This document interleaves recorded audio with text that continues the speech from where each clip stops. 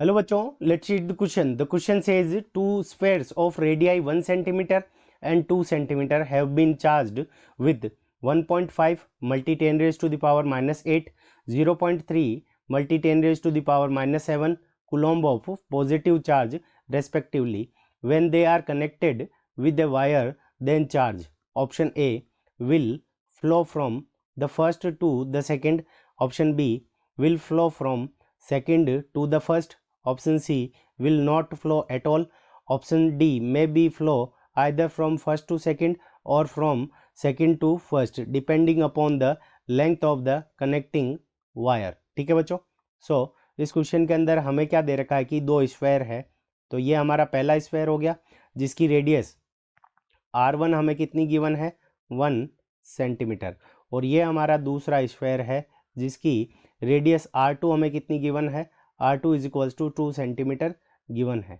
और इसको हमने क्या दिया है Q1 चार्ज दिया है और इसको हमने क्या दिया है Q2 चार्ज दिया है. Q1 और Q2 दोनों की वैल्यू दे रखी है. अब इन दोनों को हमने क्या कर दिया, वायर से कनेक्ट कर दिया. तो चार्ज किधर से किधर फ्लो होगा ये हमें बताना है. सो इस क्वेश्चन को करने के लिए हमारा जो की कंसेप्ट होगा, तो सबसे पहले की कॉन्सेप्ट. सो की कॉन्सेप्ट के अंदर क्या होगा कि जो हमारा चार्ज होगा वो फ्लो किधर से किधर होगा. तो charge will flow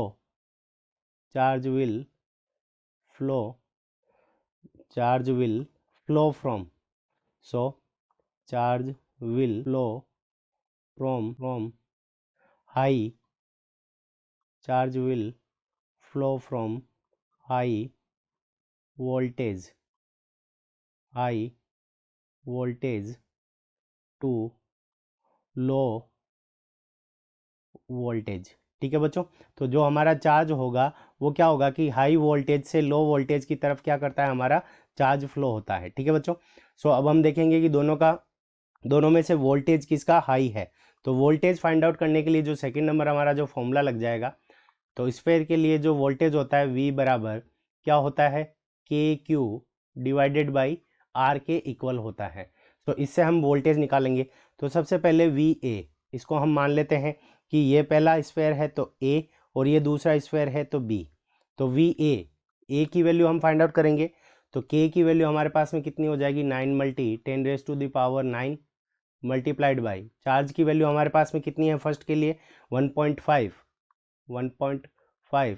multi 10 raise to the power minus 8 और डिवाइडेड बाई इसकी रेडियस कितनी दे रखी है 1 सेंटीमीटर. तो मीटर में कन्वर्ट करेंगे तो 10 raise to the power minus 2. तो यहाँ से 10 raise to the power minus 8 cancel हो जाएगी यहाँ से. तो यहाँ पे क्या बच जाएगा 10 रेज टू द पावर 1 और ये 10 raise to the power minus 2 ऊपर जाएगी तो 10 रेज टू द पावर 3 हो जाएगा.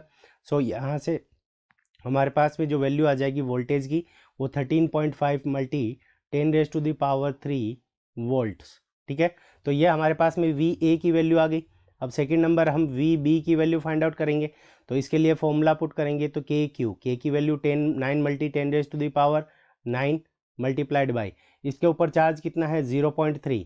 सो यहाँ से हमारे पास में आ जाएगा 0.3 multi 10 raise to the power minus 7 और डिवाइडेड बाई इसकी रेडियस हमें कितनी गिवन है. So 2 multi 10 raise to the power minus 2. So यहाँ से ये कैंसिल हो जाएगी तो यहाँ पे हमारे पास में 2 रेज टू द पावर ये बच जाएगा 2 और यहाँ से ये ऊपर जाएगा तो 2 रेज टू द पावर 4 हो जाएगा. तो यहाँ हो गया हमारे पास में 9 multi 10 raise to the power 4 और यहाँ पे हमारे पास में कितना बच जाएगा 0.3 डिवाइडेड बाई 2. तो 0.3 के अंदर डिवाइड लगाएंगे तो यहाँ पे 1.015 हो जाएगा. फिर इससे हम कैंसिल करेंगे तो यहाँ पे हमारे पास में वैल्यू आ जाएगी 13.5 multi 10 raise to the power 3 volt. तो अब देखो यहाँ से हमारे पास में क्या आया है कि VA और VB दोनों की वैल्यू हमारे पास में क्या है, यानी दोनों का जो वोल्टेज है वो हमारा क्या हो गया इक्वल हो गया. जब वोल्टेज दोनों का इक्वल है तो उस कंडीशन के अंदर क्या होगा कि चार्ज कभी भी फ्लो नहीं करेगा क्योंकि कोई भी हाई नहीं है कोई भी लो नहीं है. सो उस कंडीशन के अंदर चार्ज विल नॉट फ्लो. तो चार्ज विल नॉट फ्लो हमें कौन सा ऑप्शन में गिवन है, ऑप्शन सी में. So option C is the correct answer of this question. I hope you understood it well. Best of luck. Thank you.